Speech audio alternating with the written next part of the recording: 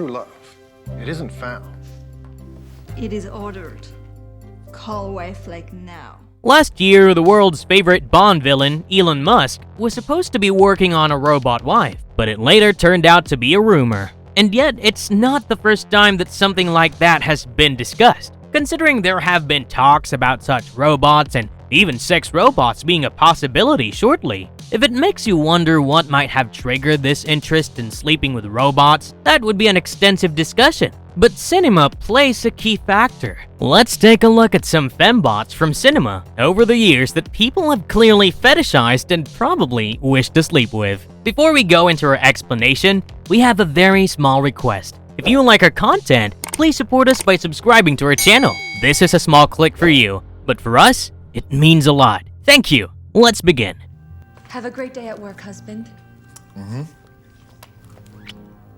Meredith, Wifelike, 2022. Wifelike's plot was very similar to the stories in the Love, Death, and Robot series from Netflix. And even though it's not a well-executed plot, the team behind the movie did a good job. You must have heard the plot before, with the company Wifelike providing a robot companion to a widower who behaves like his wife. But soon, things go awry when an organization led by an activist tries to change their programming. There are a lot of questions that this plot raises, and it does have a strong misogynist tone, but there is no point in the movie where any of it sounds the least bit self-aware. Considering Wifelike is dedicated to providing female partners to people like Jonathan Rhys-Meyers, William Bradwell, they sexualize these robots heavily. Elena Camporis's performance as Meredith, apart from being the beautiful android, also serves as the only thing about the movie that works out. Her performance makes it all worth a watch. And then there's the weird sexual drama between her and William, which becomes the overtone in this attempt at the sci-fi genre. It's a battle between a sci-fi genre-driven movie and a weirdly sexual drama,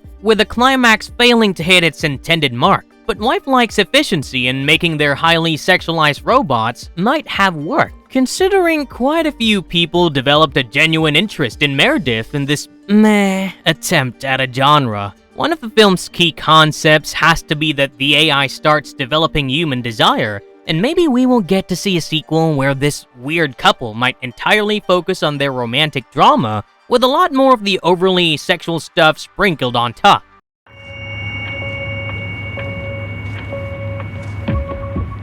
Nimani 1345, AI Rising, 2018. Cortana is one of the most over-sexualized characters in gaming history, and every time we see an interaction between the Master Chief and her, it does feel like something is happening between the lines. But then there have been game fans who have fetishized her character, and Cortana is one of the major contributing factors. The relationship is similar to the one represented with our next fembot, Nimani 1345, from the 2018 sci-fi hit AI Rising. Here, the protagonist Milutin, sent on a mission to space along with Nimani, falls for the bot and sabotages the mission, and there's no reason why he shouldn't. While the movie takes inspiration from many classics in the same genre, there's something about the deft handling of the characters that makes it different from the lot, and the character of Nimani is played by Stoya, who is an American porn actress and columnist of Serbian origin. The director intended to cast Stoya in the role because of her writings on various journalistic fronts, and, at the same time, the bold figure that she presents herself as. Viewers have to agree that she takes on the role of someone who initially works as an individual with a cosmonaut to keep him company and monitor him, but eventually becomes his lover. No wonder some people fell in love with her, because the director displayed the sensual romance between her and Milutin. Even though this would mark Stoya's first feature film acting gig, she perfectly gets into the shades of this complex character, charming the fans of the genre. Hello, hello.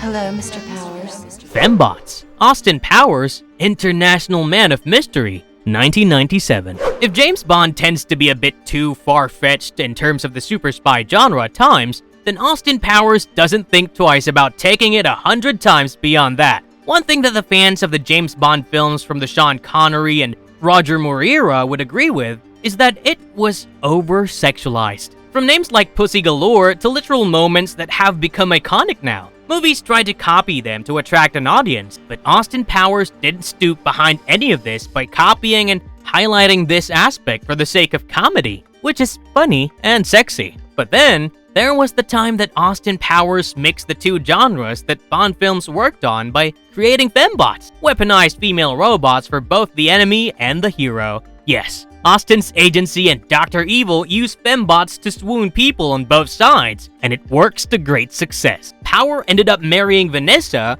who later turned out to be a Fembot herself, sent by Dr. Evil, possessing the nipple cannons that all the Fembots in these movies have. Even though this concept is a parody of something explored back in the heydays of the overtly sexualized sci-fi films, these Fembots have a design that gives them a bouffant hairstyle that is attractive and simultaneously covers the robotic architecture. Austin gets to have fun with these bots, and even though there's no reference towards the AI being conscious, they do seem to show their fondness towards the international spy. Unlike the other Fembots on this list, these bots were purely satirical towards the concept of a Fembot, yet they managed to garner fans. You do never sleep? Cameron, Terminator, The Sarah Connor Chronicles, 2008. Remember when Terminator 3: Rise of the Machines was released in cinema halls? Fans wondered what sort of android we would witness being pitted against Arnold Schwarzenegger's character. And then, Christina Loken appeared as TX. Yes, she was terrifying, and at the same time, there were moments when fans fall for her in the compelling performance she gave until the end, when her character was killed off. But then we got Cameron in the spin-off series, The Sarah Connor Chronicles. She gave us a lot more depth into the personality of the somewhat similar robot with a different purpose. Unlike TX, Cameron Phillips was a reprogrammed Terminator sent back in time to protect Sarah Connor and her son. But that's not the only aspect of this character that makes her a unique addition to this franchise. She also has features that give her much more depth than we expected. Even though the other Terminators had to make a genuine attempt to bond with the Connors, Cameron had human aspects put into her. She could feel the pain and other such complicated human emotions, and her tear ducts give her the ability to cry when the situation comes to that. Some aspects of her persona make it clear that her purpose is more about infiltrating. Considering the cute girl persona with the soft voice doesn't give a strong killer robot vibe. One particular moment from the show is when she tells John she loves him, but fans think it's merely a ploy to save herself from being killed. Later, the creators stated that she loves John Connor, and if you look at the series with that in mind, it's far better than the relationship between Severus Snape and Harry Potter. That's a weird reference, but you get what we mean, right? You must credit the show's creators for giving us a version of the Terminator, which weird fans seem to have grown a fetish about.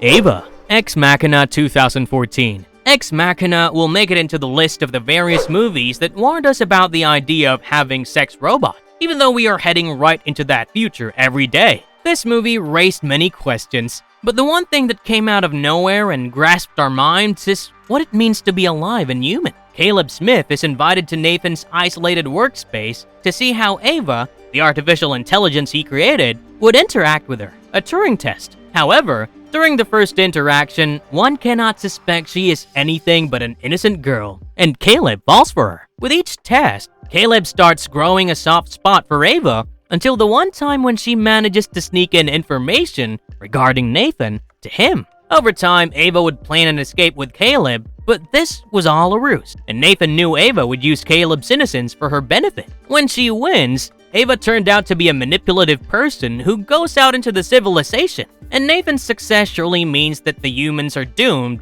because Ava knows how to make people work for her. Even though the AI didn't depict any emotions, considering we can cancel out the ones Ava showed in front of Caleb, Ava did seem to smile upon gaining her freedom from under Nathan's control. The fact that she can disguise herself based on the requirement of the situation adds her to the list of the fembots that are going to get fetishized.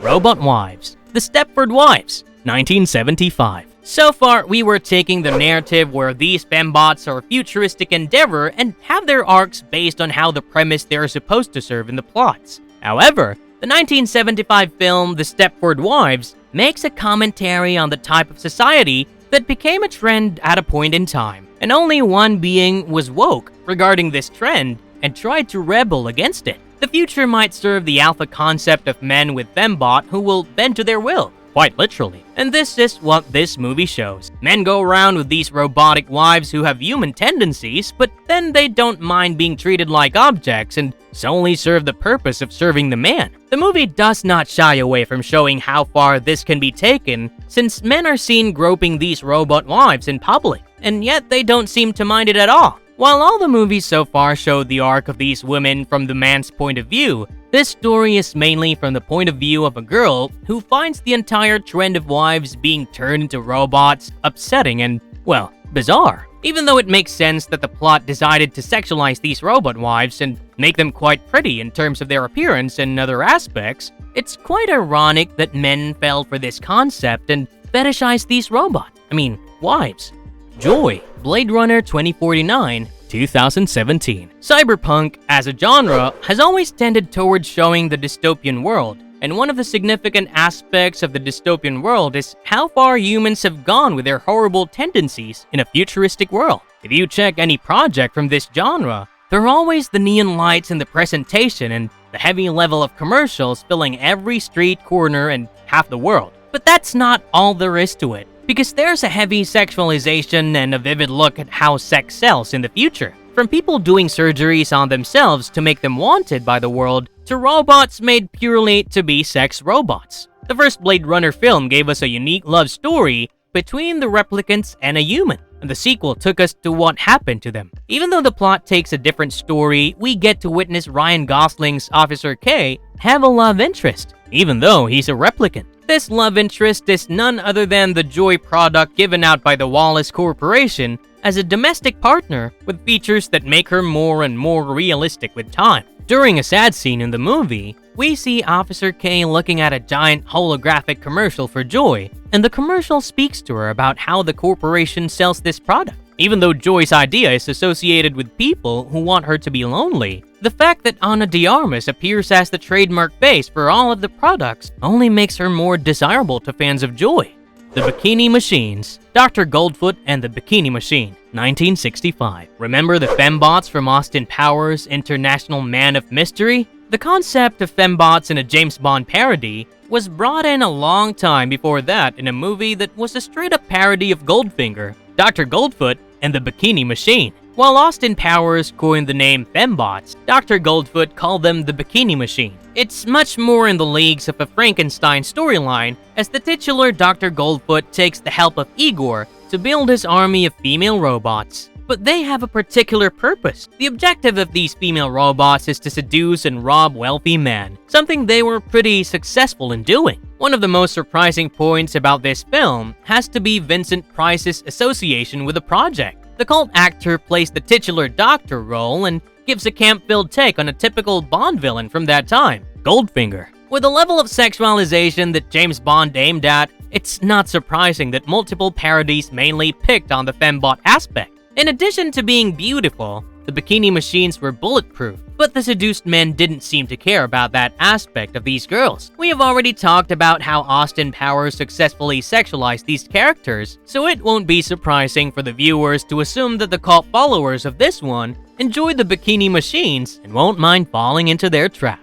Orisa, Better Than Us, 2018. The Russian series Better Than Us flipped the narrative and shifted the focus from the idea of an AI robot being manipulated to the robot being the target of multiple organizations as it tries to escape the system. But what is so special about this robot? Well, first, it's a superbot. Second, her name is Orisa. What makes her different is the mere fact that she doesn't follow the free laws of robotics and can kill people. And her very first victim is a worker at a place where the CEO wanted her to replace most of the people. The worker tries to rape her while she's charging, and she kills him. And this very event is where she runs away from the people who own her. During her run from the ordeal, she encounters a family and gets involved with them, making their young girl her owner. Through the people around her and how they respond to things, she also learns a lot and adapts according to the various circumstances she's put into. The beautiful CGI of these series makes it much more worthy of a watch than other shows that take this genre to a comedy or a sitcom. Even though she's the most miniature human in the series, the mere idea that she strives to have the most humanity inside her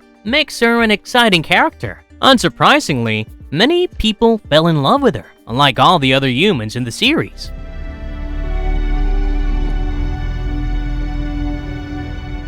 Casilla Cash Reese, Cyborg 2, 1993. Remember the 1989 Van Damme action in which we saw him join hands with a cyborg plague that might result in human extinction? Even though the film didn't see much success, it did have an exciting look into the idea of a genre where these two personalities come together for a somewhat common goal. But the one problem it had was that it was more of a Van Damme flick than Cyborgs, probably because the action superstar wanted it that way. But then, we got a sequel. Not a direct one, but Cyborg 2 featured Angelina Jolie in the lead, and this time, all eyes were on her. Jolie's character, Casilla Cash Reese, was a cyborg created for killing and other espionage, but her prime objective was being used as a suicide bomb bot, and she was filled with a liquid explosive. Angelina Jolie nails this character. She takes on all its aspects while keeping with the programming elements done to her android. Even though the movie doesn't do justice to her role, she makes you feel for her character throughout the storyline. Some of her moves also feel like she was picked right from the 90s acting one-on-one fighting games, even though she would play some of the best roles going ahead in her career. Cash is something fans of the movie would easily forget. But who can forget Jolie's take on Lara Croft? The fact that Cash doesn't die in the end and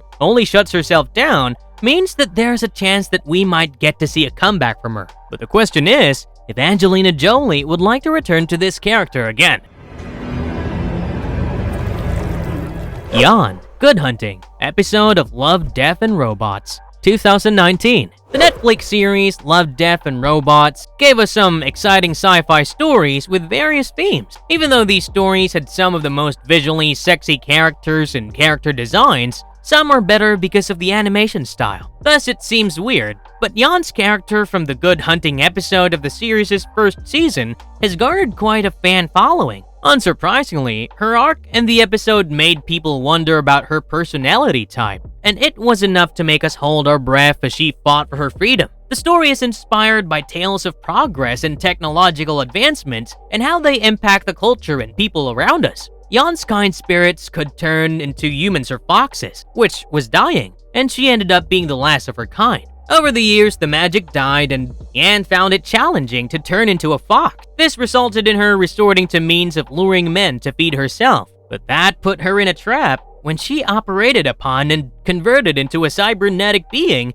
by a wealthy businessman. Eventually, she manages to use her newfound abilities for the benefit of other women and save them. Since the entire tale is told from the eyes of Liang, someone who admires her, it makes it easy for the audience to fall for her and be captivated by her.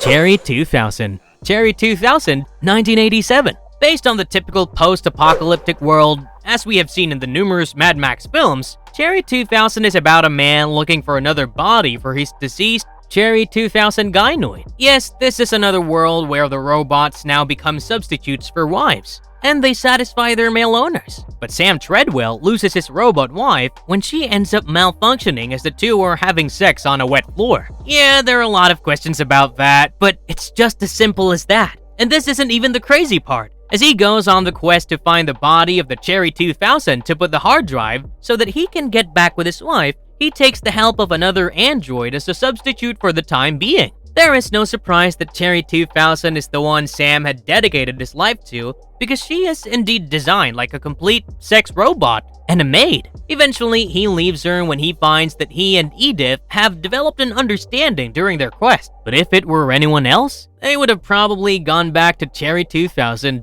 Yeah, this crazy movie about love and robots gives us one of the sexiest robots in cinema history.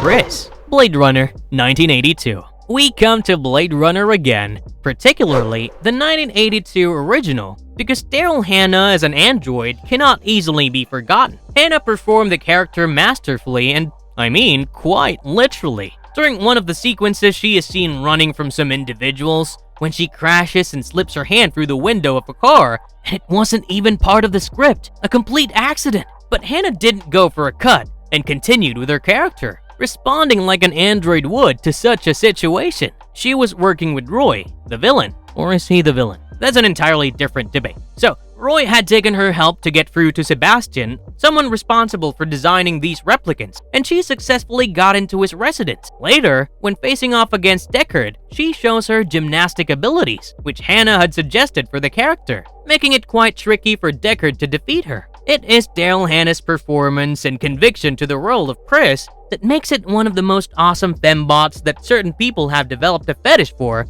over the years.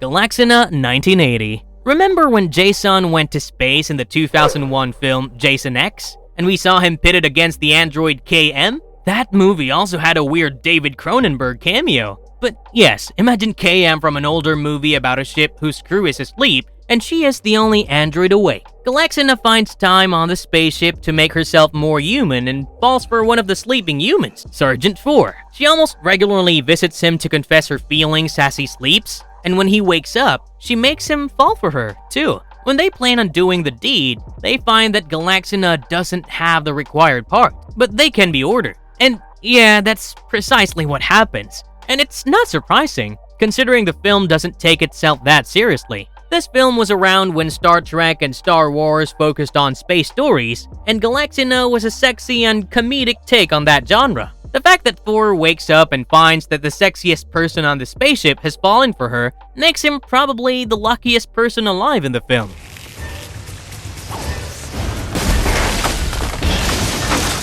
TX, Terminator 3, Rise of the Machines, 2003. Yes, Terminator vs. Kristanna Loken's TX is probably the only reason Terminator 3 is worth watching, considering the franchise was only good until Judgment Day. While Arnold Schwarzenegger gives us his usual take on the character, Kristanna Loken arrives in the past with an entry that hooks us to our screens. Even though people have been critical on her take on the Terminator role, we can blame the filmmaker for that part because Kristanna Loken gives a convincing take on the character. Remember when the nerds from Big Bang Theory wished that some hot girl from the future came back in time to kill them? Yeah, that was entirely about Kristanna Loken. If Terminator 2 depended on a perfect enemy for Schwarzenegger's Terminator, then Terminator 3 purely depended upon how hot and aggressive this enemy could get. Astonishingly, we never got to see this character make a comeback, considering many of us still have fond memories of her from the film. Marvelous verdict. Female androids have been a part of cinema for a long time and can be traced back to Fritz Lang's Metropolis. However, over time the purpose of these characters has completely changed with the way the audience looks at gender, which is reflected outwards the cinema. Nowadays, these characters could be defined as a mix of male fantasy and racialized hierarchy, bringing a unique perspective. While some films bring these characters as a means of the various possibilities they bring to the table for fan service, others give them an essential role to play in the story, like the irony we discovered in some of the movies. There is no particular trajectory these robots have in cinema, and it will probably continue to be a mix of offensive or somewhat progressive. And if you liked our content, don't forget to leave a like and subscribe to us if you haven't already. Have a good one, and be safe. Thanks everyone!